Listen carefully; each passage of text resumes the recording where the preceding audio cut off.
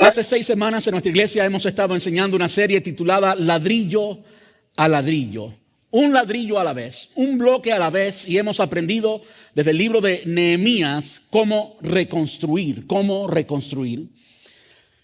Más allá de simplemente decirnos historia o contarnos la historia de un capítulo de Israel, en específico la historia de cómo en Judá se restauró la muralla de Jerusalén, mucho más de eso el Señor nos está diciendo a nosotros hoy, aquí y ahora, cómo debemos reconstruir, cuáles van a ser los retos, los desafíos que vamos a encontrar en reconstruir.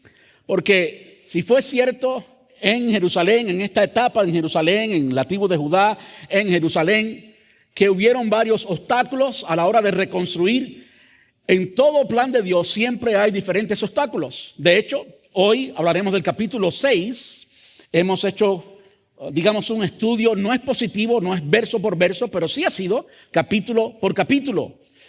Y en el capítulo 6 se termina finalmente la muralla. En el capítulo 7 se terminan las puertas y se instalan las puertas y queda terminada la obra. Pero en nuestra serie vamos a llegar hasta aquí, hasta el capítulo 6, y vamos a aprender cómo tú y yo podemos vencer las distracciones y mantener el enfoque. Venciendo las distracciones y manteniendo el enfoque, vamos a leer en nuestras Biblias Nehemías capítulo 6. ¿Qué tal si nos ponemos de pie de nuevo? ¿No le molesta mucho si nos ponemos de pie de nuevo para honrar la palabra de Dios? Nehemías 6 del 1 al 16, y yo leo en la Nueva Traducción Viviente como acostumbro. Dice: Sanbalat, Tobías, Gesem el árabe y los demás enemigos nuestros descubrieron que yo había terminado la construcción o la reconstrucción de la muralla y que no quedaba ninguna brecha, a pesar de que todavía no habíamos levantado las puertas en sus respectivos lugares. Así que Sanbalat y Gesem enviaron un mensaje diciendo o pidiéndome que me encontrara con ellos en una de las aldeas de la llanura de Ono. Pero me di cuenta de que ellos tramaban hacerme daño. De modo que le respondí con el siguiente mensaje: estoy ocupado en una gran tarea, así que no podré ir. ¿Por qué habría de dejar el trabajo para ir a encontrarme con ustedes? 4 veces me enviaron el mismo mensaje y cada vez les respondí lo mismo. La 5ª vez, el sirviente de Sanbalat llegó con una carta abierta en su mano que decía: circula un rumor entre las naciones vecinas, y Gesem me asegura de que es cierto, que tú y los judíos piensan rebelarse y que por eso reconstruyen la muralla. Según sus informes, tú te propones ser el rey. También informa que has nombrado profetas en Jerusalén para que proclamen acerca de ti. Atención, hay rey en Judá. Después, puedes tener la seguridad de que este informe llegará a oídos del rey. De modo que sugiero que vengas a hablar conmigo del asunto.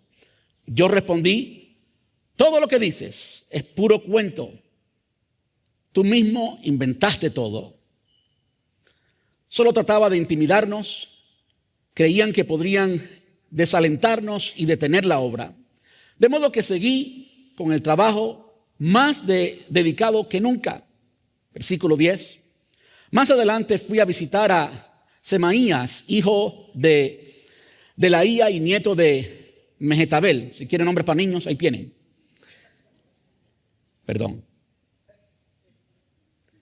Que estaba recluido en su casa. Me dijo: reunámonos dentro del templo de Dios y cerremos las puertas con cerrojos.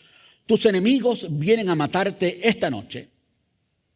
Pero yo respondí: ¿acaso debería una persona en mi posición huir del peligro?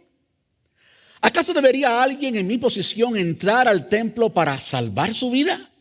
No lo haré. Me di cuenta de que Dios no le había hablado, sino que decía esa profecía contra mí porque Tobías y Sanbalat lo habían contratado. Ellos esperaban intimidarme y hacerme pecar. De esa forma podría acusarme y desacreditarme. Oh Dios mío, acuérdate de todas las cosas malvadas que Tobías y Sanbalat han hecho. Y recuerda la profecía de Noadías y todos los profetas como ella que trataron de intimidarme. Versículo 15. Así que el 2 de octubre, a los 52 días después de comenzar la obra, se terminó la muralla. Cuando se enteraron nuestros enemigos y las naciones vecinas, se sintieron aterrorizados y humillados. Se dieron cuenta de que esta obra se había realizado con la ayuda de nuestro Dios. Le da un aplauso al Señor. Puede sentarse.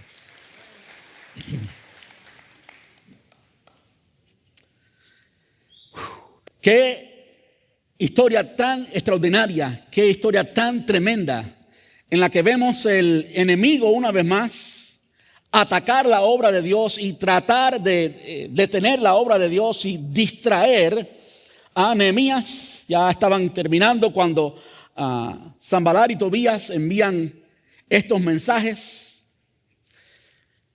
Y podemos pensar que quizás estaban enviando los mensajes porque la muralla ya estaba terminada y quizás querían hacer una alianza con Jerusalén porque habían terminado la muralla, pero ninguna de esas opciones cupo en la mente de Nehemías. Nehemías estaba muy claro. Él pudo interpretar las acciones y las palabras de Sanbalat y Tobías correctamente. Él pudo leer más allá de lo que se puede leer físicamente, más allá de interpretar naturalmente el lenguaje y llegar al corazón y las intenciones que tenía Sanbalat y Tobías. Vemos la insistencia, 4 veces el mismo mensaje, pero según la narrativa dice que las mismas veces, el mismo número de veces, la respuesta fue exactamente la misma. Estoy ocupado en un trabajo muy grande, no puedo ir. ¿Por qué iría? ¿Por qué detendría el trabajo para ir a encontrarme con ustedes? Y la 5ª vez envían una carta. Nehemías nos dice que la carta estaba abierta. Eso no es un detalle histórico relevante, es uno muy importante. Por supuesto, todas las cartas deben enviarse selladas. Al enviar una carta abierta, era una forma de decirle a Nehemías: mira, todo el mundo ha leído esta carta. Es un mensaje que todo el mundo sabe. Pero el que no la debe, no la teme. De modo que Nehemías interpretó que todo lo que ellos estaban diciendo, como él mismo lo dijo, son puras mentiras. Un cuento que tú has hecho completamente. Hasta fue llevado al templo o invitado al templo. Hasta usan las cosas de Dios. Satanás, el mal, usando la plataforma de Dios para detener el trabajo de Dios. Eso ocurre con frecuencia. Mientras que hay tanto que podemos decir acerca de esto, si hoy mi audiencia fuera toda de pastores, créanme que tuviera un discurso, un mensaje, un sermón muy emocional y también muy lleno de verdad y de muchas experiencias. Pero la mayoría de ustedes no son pastores. Usted escucha esto y puede estar pensando: pastor, eso es historia y algo que sucedió en el Antiguo Testamento, antes del Nuevo Testamento, y que sucedió a los judíos allá en Jerusalén, a 2 tribus, las tribus del sur. ¿Qué tiene que ver eso conmigo? Bueno, la razón por la que Dios ha preservado el libro de Nehemías es porque tú y yo tenemos que aprender eso.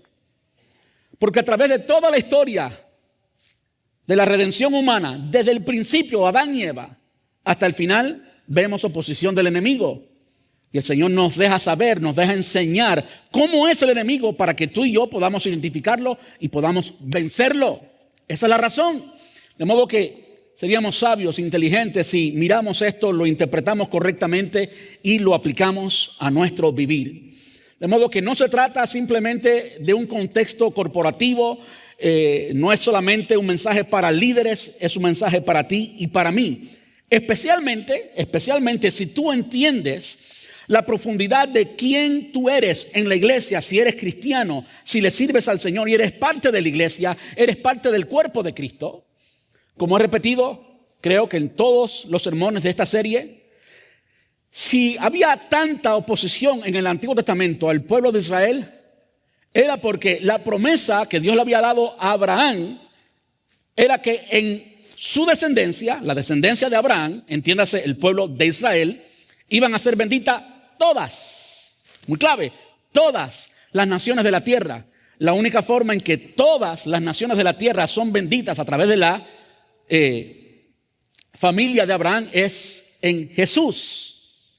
Ahora, Jesús vino, si usted conoce el Nuevo Testamento, ¿vino a qué? A pagar por tus pecados y mis pecados. Vino a plantar la iglesia. Y tú y yo somos esa iglesia. Si hubo ataque y oposición en el Antiguo Testamento, ¿no crees tú que habrá ataque y oposición a ti o en contra de ti y en contra de mí, que somos el cuerpo de Cristo, que somos el pueblo escogido de Dios? Si creemos lo que la palabra dice, que fuimos escogidos en Él, en Cristo, fuimos escogidos en Cristo desde antes de la fundación del mundo. Creo que es suficiente para entender que tú y yo, si vivimos en el propósito divino, vamos a enfrentar muchos desafíos, muchos retos, mucha oposición. Pero qué bueno que podemos aprender del libro de Nehemías, cómo enfrentarlos, podemos prepararnos para enfrentar cada uno de esos desafíos y vencerlos en el nombre del Señor. Entonces, para llevar esto a un plano personal, por supuesto, esto tiene sentido sola y únicamente si tú eres parte de la iglesia, si tú le sirves al Señor. No hay forma que lo que voy a decir hoy aplique para alguien que piense por un momento ser cristiano sin ser parte de una iglesia. Hay ciertos pensamientos medios locos por ahí, de que alguien puede ser un buen cristiano, un cristiano fiel, sin estar unido a la iglesia. Y hablan de la iglesia de una forma, desde una perspectiva externa, como si la iglesia no fueran ellos. Si usted no es parte de la iglesia, esto no aplica para ti. ¿Ve? Esto aplica para los creyentes. Cada uno de nosotros, lo que le voy a decir ahora no es bla, bla, bla, no es homilía motivacional, no son palabras vanas para hacerle sentir bien, es verdad de Dios. Cada uno de nosotros tiene un plan y un propósito. Dios tiene un plan y un propósito con cada uno de nosotros.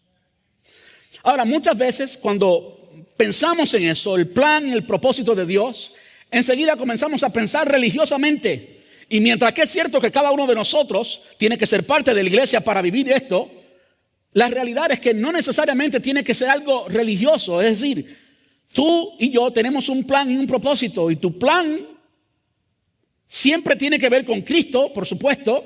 Siempre está dentro de quién eres como cristiano, pero en tu servicio a la sociedad, a la iglesia, a tus hermanos, a tu prójimo. Esta puede ser ser doctor, tu profesión, ¿ves? La forma en que Dios te equipó. No siempre tenemos que pensar, si no soy pastor o evangelista o uno de los ministerios mencionados en Efesios capítulo 4, entonces como que yo no tengo llamado, no tengo el propósito. Yo quiero decirte que eso no es así. Cada uno de nosotros tiene un plan, un propósito. Yo quiero esclarecer de una forma lo más explícito posible, lo más claro posible, ese plan y ese propósito, y quiero animarte a que lo identifiques como el plan de Dios para tu vida. Tú tienes un propósito, tienes una misión, tiene que ver con lo personal, vamos a hablar de eso enseguida, pero permítame hacerle una pregunta. ¿Cuántos se acuerdan? ¿Cuántos se acuerdan de ese momento en que nos encontramos con el Señor? El momento en que llegamos a la cruz. El momento que nos encontramos con Cristo y aprendimos los pecadores que por naturaleza somos, y a pesar de no merecer nada, recibir todo el amor de Dios y haber sido aceptados como hijos santos y puros, aunque no lo seamos en la práctica. Él nos declara y nos limpia. En efecto, en realidad Él nos limpia.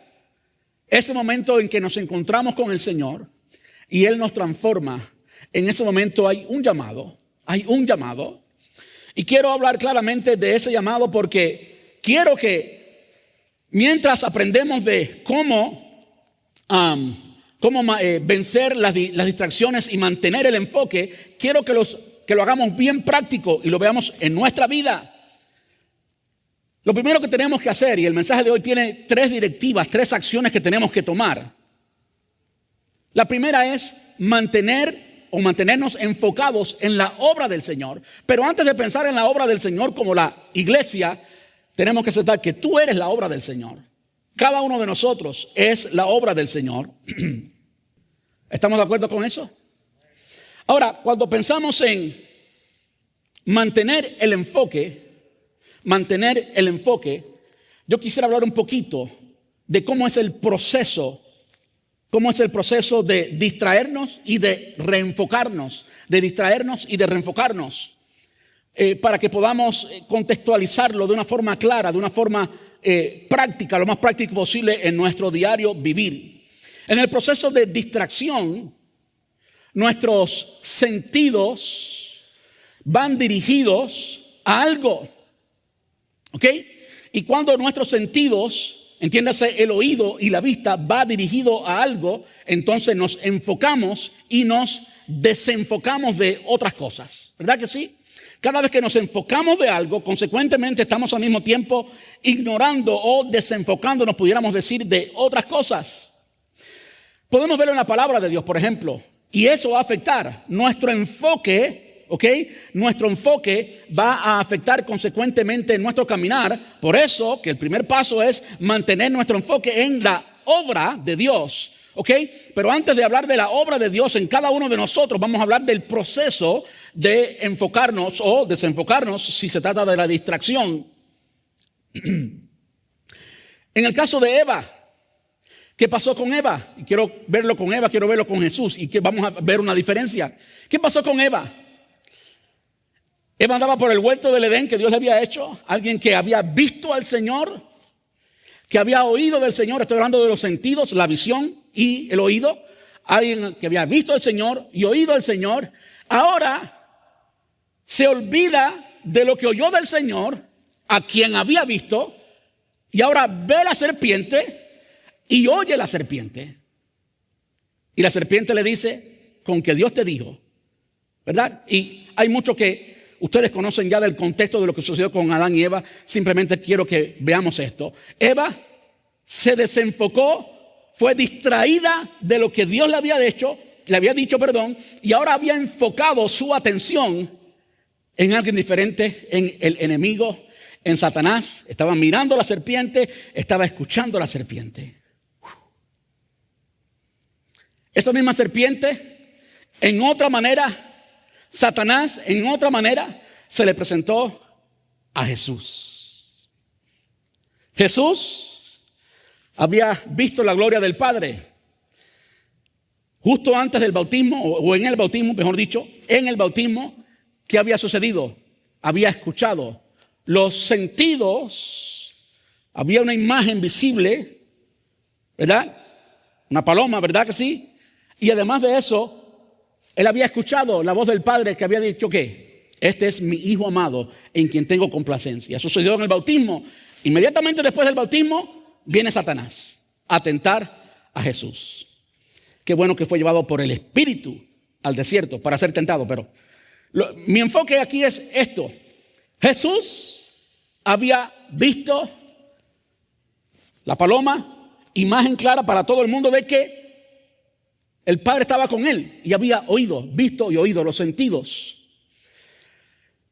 Y ahora llega Satanás y usa los mismos sentidos, apunta a una piedra y le dice, si tienes hambre, apuntó a sus necesidades físicas, si tienes hambre, convierte estas piedras en pan.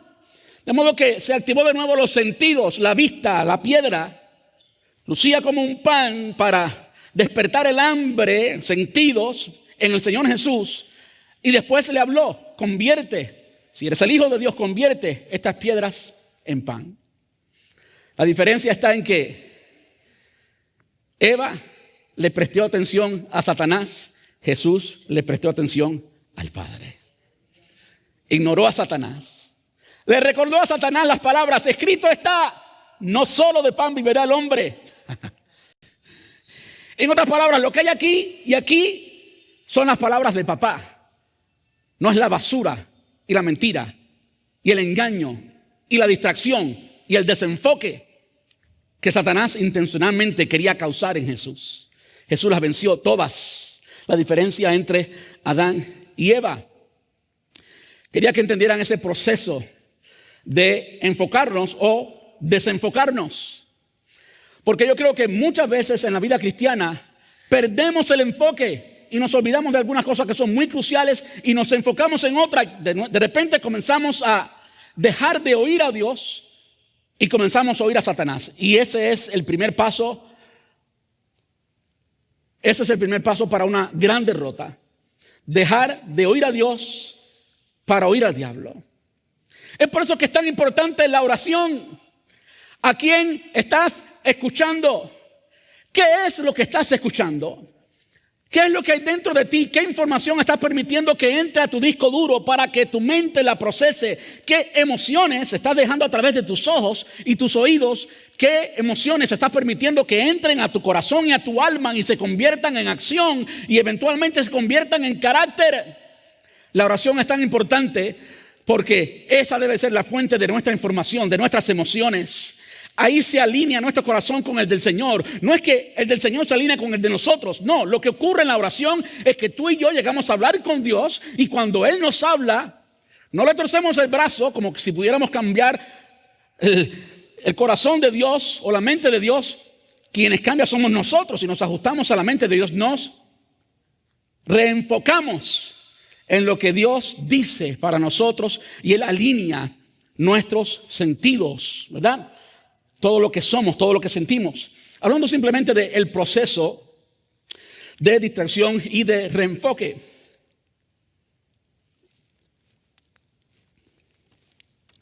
Ahora, cuando vemos allí en el versículo 3, Nehemías 6:3, la respuesta de Nehemías a Sanballat y Tobías, dice: estoy ocupado en una gran obra, así que no puedo ir. ¿Por qué debería dejar mi trabajo? Quiero enfocarme y quiero desglosar esas palabras de una forma lo más exhausto posible y lo que el tiempo me permita hacer. Y ya hemos descrito un poquito el proceso de enfocarnos o desenfocarnos o distraernos. Pero ahora quiero que entendamos algo muy importante. Que para determinar lo enfocado que estamos o lo desenfocado que estamos, tenemos que ser muy objetivos. No podemos entrar en conversaciones con Satanás. No podemos divagar en nuestra mente, en nuestras emociones y en nuestros conceptos. Tenemos que ser muy concretos. Y lo que quiero decir con esto es que nos enfoquemos en las palabras trabajo. Estoy ocupado en un gran trabajo. Por eso no puedo ir y no quiero parar el trabajo, las acciones, lo que estoy haciendo. ¿Verdad que sí? Ahora quiero llevar eso a un plano personal, especialmente aplicando esto de que somos la iglesia, que Dios tiene un plan y un propósito, porque al final se trata de eso. No se trata solamente del plan y el propósito de un pastor con una iglesia, sino de todos nosotros que somos la iglesia. Llevándolo a nivel personal, muchas personas piensan que no tienen llamado, que no hay un propósito porque no ocupan una posición en una iglesia. Yo quiero decirles, nada está más lejos de la realidad y de la verdad. Cada uno de nosotros es llamado. Esto de llamado no es aplicable sola y únicamente a los ministerios especiales de Dios, sino a nuestra vida cristiana. Cada uno de nosotros es llamado. Si no fuéramos llamados, no hubiéramos tenido la oportunidad de responder y ser cristianos. El llamado es la manifestación de la gracia de Dios. Es ese momento en que Dios, en su soberanía y en su gracia, sin que tú causaras absolutamente nada, por el puro afecto de su voluntad, por el amor que nos tuvo, se acercó a nosotros y nos habló. Y tú pudiste responder porque Él te dio la habilidad, Él te llamó. Todos nosotros somos llamados. Ahora pensemos por un momento lo que eso significa en el plano personal. Cada uno de nosotros tiene una gran misión y un gran llamado a ser como Cristo. Tú no tienes que ser el pastor para tener un llamado. Tú tienes un llamado. Y el primer llamado, de hecho, de todo pastor y de todo ministro, es ser más como Él. Es glorificar a Cristo en nuestra vida. Es que mi carácter sea transformado. Es que cada día yo sea más como Él. Ese es un llamado que tú tienes. Y en ese llamado tú vas a enfrentar oposiciones. De ese llamado no puedes distraerte. De ese llamado, o en ese llamado es que tienes que enfocarte. ¿Estamos juntos? Estamos hablando a nivel personal. Tú tienes un llamado. Ser como Cristo. Trabaja en ser como Cristo. Estoy muy enfocado en ser como Cristo. No tengo tiempo para distraerme. Mi trabajo es ser como Cristo. Ese es tu llamado. Ahora, ¿qué tal si hablamos de la familia? Hablando de trabajo. ¿Cuesta trabajo? ¿Cuesta trabajo ser transformado a la imagen de Cristo? Muchas personas esperan como que piensan en la obra del Señor como si fuera magia, como si esto fuera el reino de las tinieblas en lugar del reino de la luz. La magia que Dios aprieta un botón y ya surgió todo. No, Dios no opera así. Dios opera a través de proceso. Él nos transforma. Tú eres parte del proceso. En la familia, no solamente a nivel personal, en la familia también hay que hacer un trabajo. ¿Ok? Cuando nos casamos, muy linda la boda, muy linda la novia, muy bien maquillada, el pelo suelto, la fiesta, la pasión, qué rico, todo muy lindo. Pero el próximo día hay que trabajar. Y al próximo día la vas a ver despeinada y te vas a ver despeinado y vas a tener mal aliento porque te acabas de levantar. Y entonces comienza el trabajo. Y ahora hay que trabajar y hay que soportar carácter y tenemos que ajustarnos. Y este proceso de dos convertirnos en uno cuesta trabajo. Cuando tú estás ocupado en el trabajo matrimonial, estás ocupado en la obra del Señor. Ese es un trabajo. Ocúpate en el trabajo de la obra del Señor en tu familia para que no estés distraído y el Señor pueda cumplir su propósito en tu familia. ¿Qué tal los niños? En nuestro país, por las demandas que hay, la mentalidad, la ideología, la filosofía de consumismo, a veces los niños se crían solos. Pero es el trabajo de los padres, educar al hijo, formar el carácter. La educación formal de los niños no la aprenden en la escuela, no la van a aprender del gobierno, no la van a aprender en un lugar. En casa es donde aprenden a ser hombres y mujeres de Dios, a ser niños y niñas del Señor. Y eso cuesta trabajo, porque alguien tiene que dedicarle el tiempo. No puedes dedicarle el tiempo a todo lo otro y olvidarte de lo más importante, que son tus hijos. Eso cuesta trabajo, cuesta trabajo, cuesta trabajo. Cuando tú y yo estamos empleando tiempo en ese trabajo, estamos haciendo la obra del Señor. Estamos cumpliendo con el llamado divino. Tú y yo fuimos llamados a multiplicarnos y llenar la tierra, a evangelizar a nuestros hijos, a enseñarles la palabra del Señor. ¿Sí o no? Entonces, cuesta trabajo. Ese trabajo es la obra del Señor. Cuando hablamos de mantener el enfoque en la obra del Señor, estamos hablando precisamente de eso. Y si lo llevamos al contexto comunitario, cuesta trabajo crear relaciones en la iglesia. Cuesta trabajo crear relaciones en el trabajo, en la comunidad, vivir en comunidad. ¿Ok? Es una de las otras realidades de Estados Unidos. Y yo creo que a veces nosotros aceptamos eso como una verdad y no lo cambiamos. Yo conozco a varios pastores americanos que más blancos no pueden ser. Y yo me he quedado en la casa de ellos. No son tan fríos nada. No son tan fríos nada. No son tan mecánicos. Hablamos y chistamos y demás. Tenemos que cambiar un poquito esto en cuanto a la cultura, pero cuesta trabajo. Toma trabajo crear relaciones. Borrar paradigmas. Cuesta trabajo invitar a alguien. Cuesta dinero invitar a alguien a tomar café. Tenemos que dedicar el tiempo. Y cuando nos encontramos con el carácter de esa persona, tenemos que conocer a la persona y amarla por lo que la persona es. Las virtudes y los defectos, porque ambas vienen juntas. Nadie es solamente virtudes. Todo el mundo tiene virtudes y defectos. Y cuesta trabajo construir toda relación. Cuando tú y yo trabajamos en nosotros, en nuestra familia y en nuestra comunidad, estamos haciendo la obra del Señor. Entonces, no tienes que ser el pastor.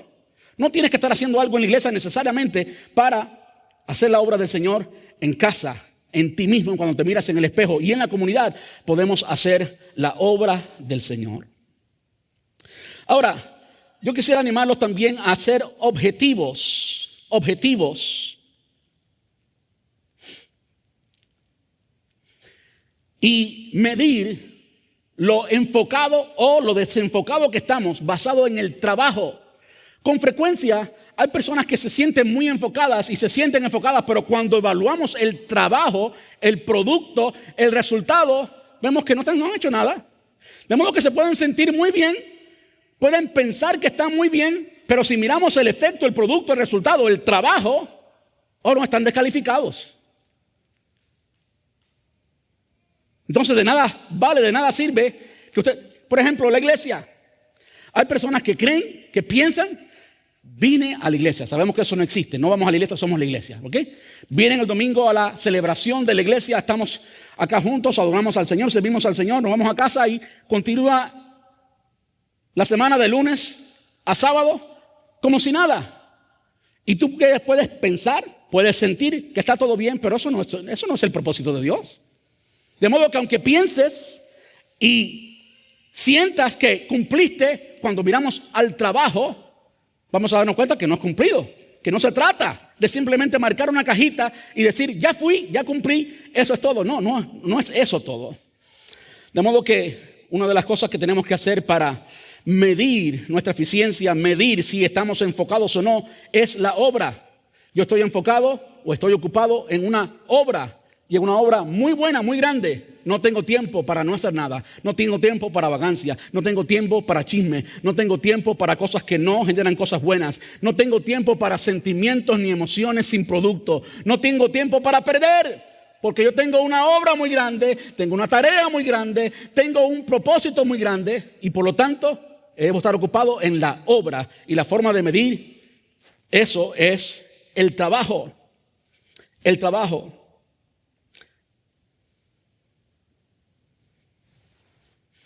Quiero aplicarlo ahora corporativamente. Ya he hablado de a nivel personal, la iglesia, a nivel de familia. Ahora, ¿qué tal la iglesia? ¿Qué tal la iglesia? ¿Qué tal la iglesia? Mateo capítulo 28. Está la gran comisión. Una sola. No 10, una sola. Tanto vayan, ves, significa salir de tu comunidad. Significa dejar lo que estás haciendo, significa dejar tu entorno, tus comodidades y hacer algo. Por tanto, ir y hacer discípulos. Y después nos dice cómo. Bautizándolos en el nombre del Padre, del Hijo y del Espíritu Santo. Bautizándolos es la clave de cómo hacemos discípulos. Y después nos dice otra clave de cómo lo hacemos.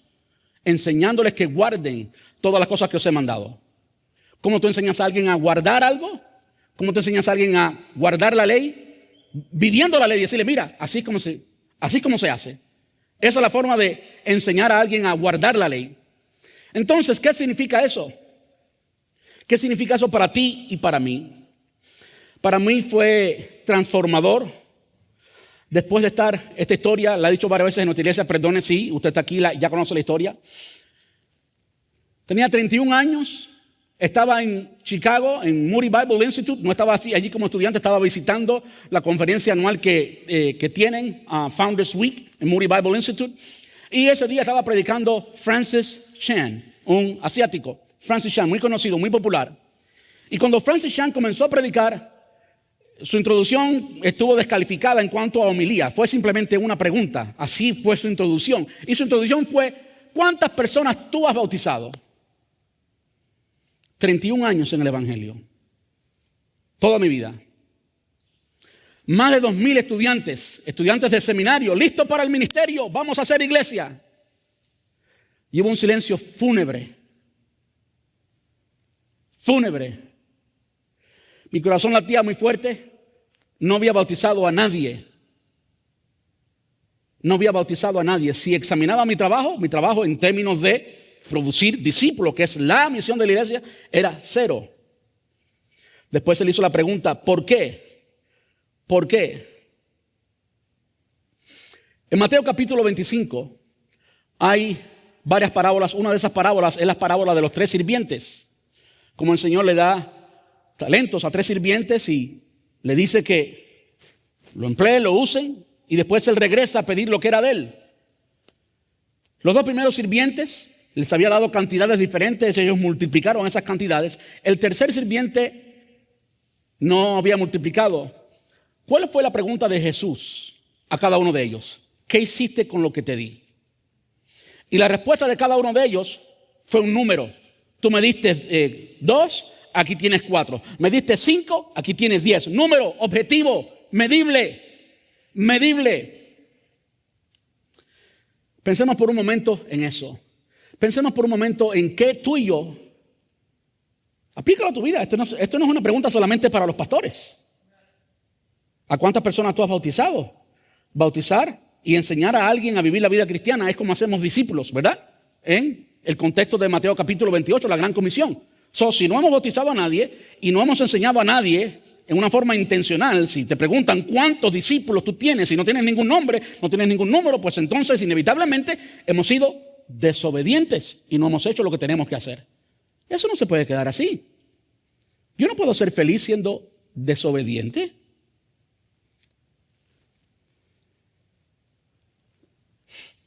Hace 2 años yo fui a un sabático, un tiempo de descanso, 3 meses. Una universidad me pagó por todo eso, gloria a Dios, muy lindo, muy bueno. Cuando vengo del sabático yo vengo con la determinación como pastor a hacer discípulos que hacen discípulos, a ser más eficiente en eso.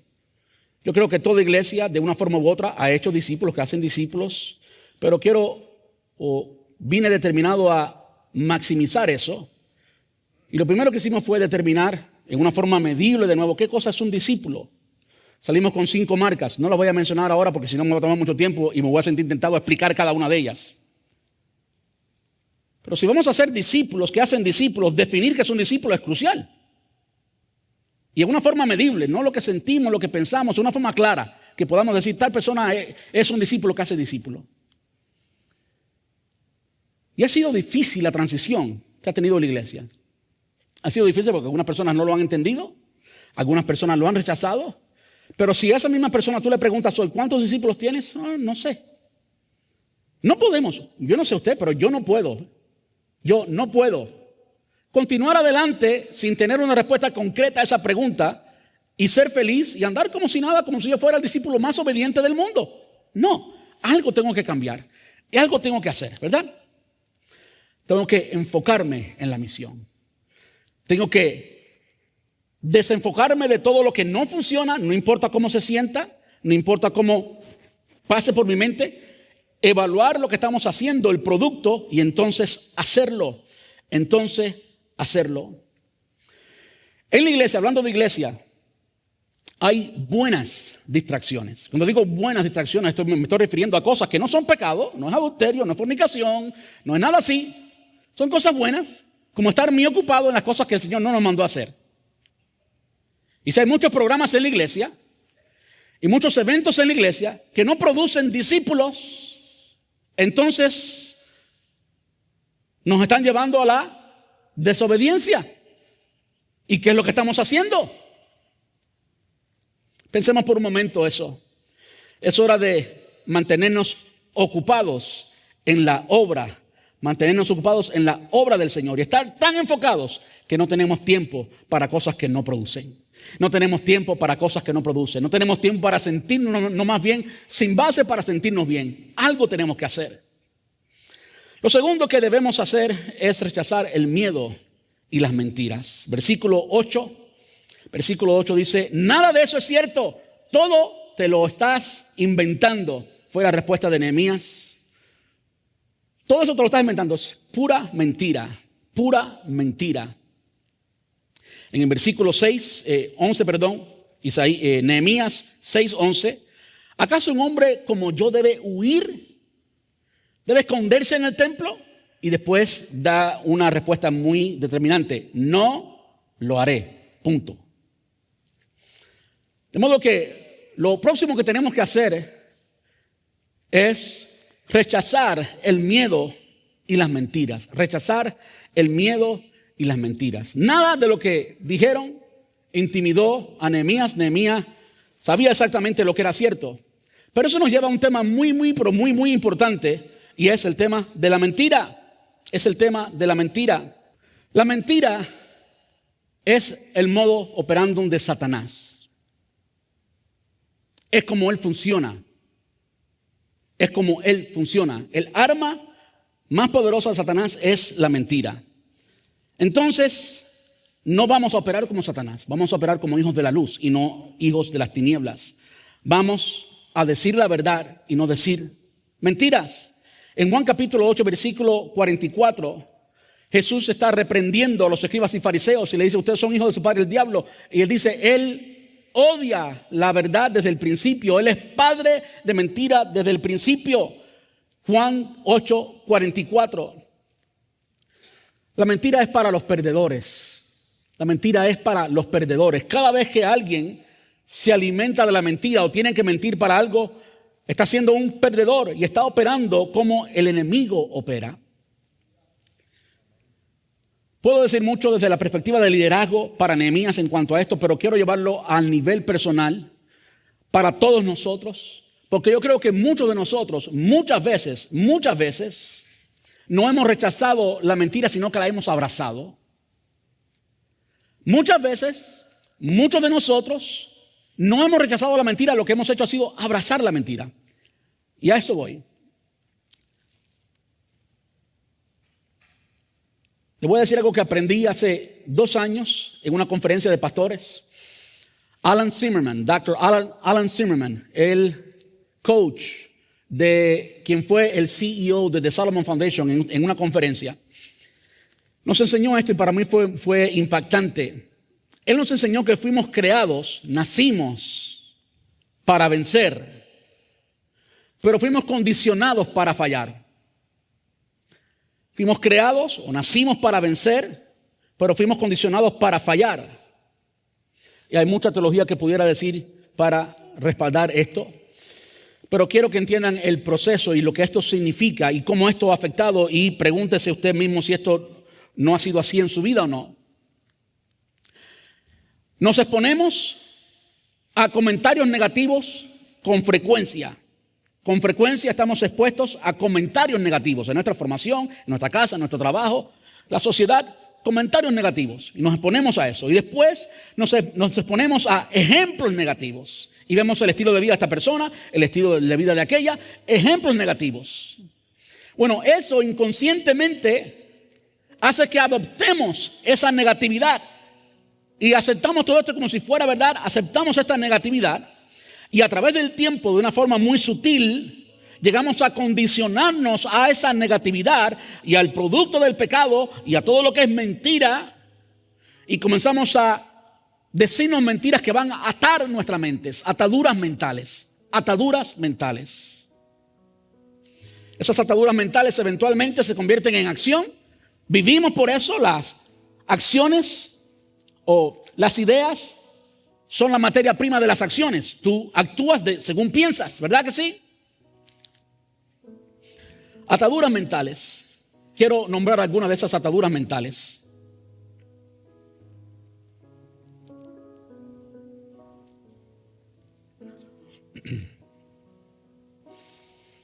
A nadie le importo o a nadie le importa, cualquiera de las dos.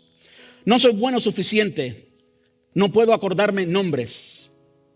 ¿Usted sabe cuántas veces yo he repetido eso? ¿No es verdad? Yo puedo recordarme nombres.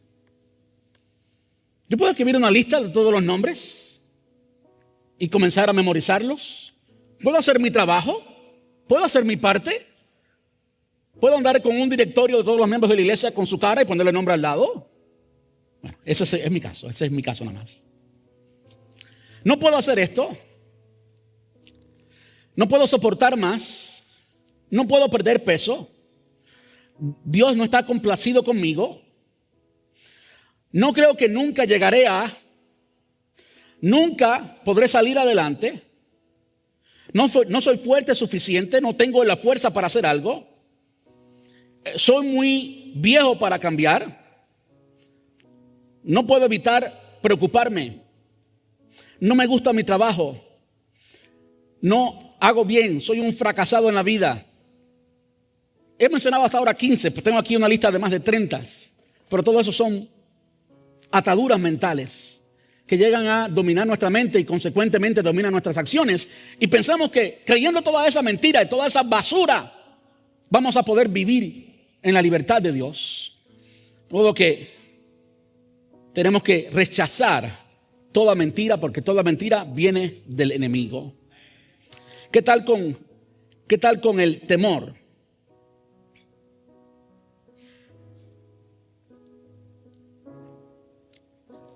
Déjame terminar primero con las mentiras. ¿Puedo? Vamos a aplicar eso a la vida personal. No perdamos el tiempo en nuestra familia en ser deshonestos. Vamos a hablar la verdad. No vamos a ser sneaky. ¿Alguien sabe lo que es sneaky? No tengo una palabra ahora para traducirlo, pero sí, no, pregúnteme después. No te hagas el listo diciendo cosas que ni tú mismo crees. Sneaky. No te desahogues con Facebook, porque Facebook no es una persona. Si tienes necesidad de desahogarte con alguien, llama a la persona y dile a la persona la verdad. Díselo con respeto, díselo con amor, pero dile a la persona la verdad. Porque desahogarse con Facebook es lo más tonto que puede existir. Porque tú crees que te desahogaste y no te has desahogado nada. No has confrontado a nadie, no ha sucedido nada. Sigues en lo mismo. Sigues mintiéndote a ti mismo. Y la otra persona nunca es confrontada con la verdad. No funciona. Simplemente no funciona. El chisme, que es una de las cosas que destruye la iglesia, es mentira. Es mentira. O hablar con malas intenciones. Es algo que viene del infierno. Es algo que tenemos que evitar. Cuando alguien te dice, dicen por ahí, bueno, ¿quién dice por ahí? Esa persona tiene un nombre y un apellido. Que vuestro sí sea sí y que vuestro no sea no. Que vuestro sí sea sí y que vuestro no sea no. Y todas estas dinámicas son cosas que tenemos que rechazar porque no nos permiten vivir el plan y el propósito de Dios. Porque nos distraen de lo que Dios quiere hacer con nuestras vidas. Si hablamos del temor, me encanta como él respondió. ¿Y un hombre como yo debe huir? Es una pregunta retórica. La respuesta, por supuesto, no. Como que había un poquito de humor allí o un poquito de sarcasmo allí. Es una forma de decirle, mira, yo no voy a correr, yo no voy a huir. Yo sé lo que estoy haciendo, el Señor me ha llamado a esto y esto es lo que voy a hacer. Y cada uno de nosotros puede aplicar eso en su vida personal. Vemos la determinación con la que él rechaza actuar en temor, diciendo, no lo voy a hacer. Punto. No lo voy a hacer. Vuestro sí sea sí y vuestro no sea no.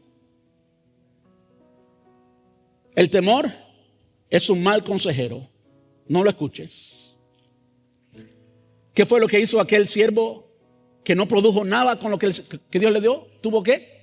Tuve temor de que tú eres así, de que tú eres asado. Temor. El temor no es un buen consejero. Todas las cosas que no has hecho por temor son cosas que te han atado y no has logrado hacer todo lo que el Señor quería para tu vida.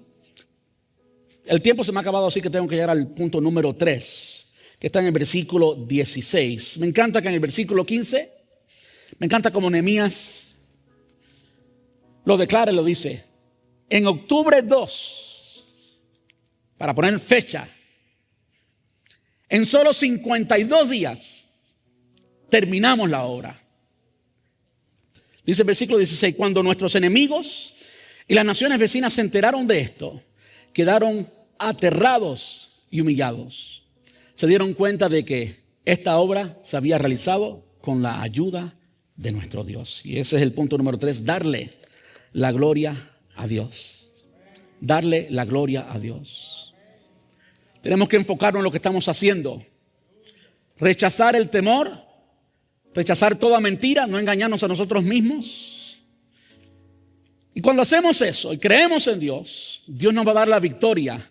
Pero al final tenemos que reconocer que la victoria nos la dio Dios. Que éramos insuficientes para pelear por nosotros. En el caso de Nehemías, ¿quién soñó? ¿Quién despertó la pasión en Nehemías? ¿Quién respondió las oraciones de Nehemías? ¿Quién tocó el corazón de Atajerjes? ¿Quién tocó el corazón de todos los reyes desde Babilonia hasta Jerusalén? Fue Dios quien lo tocó. Dios lo hizo. Pero ellos fueron parte.